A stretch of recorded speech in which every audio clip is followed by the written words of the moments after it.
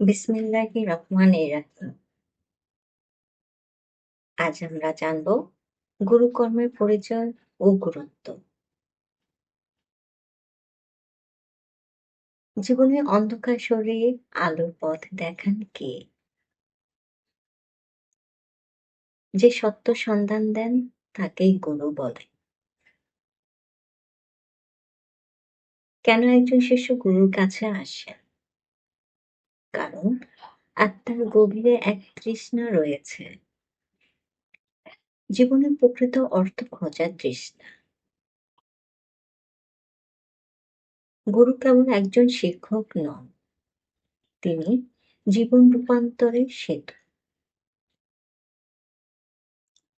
তিনি শুধুই শাস্ত্র নয়, আত্মদর্শনের পথ দেখান।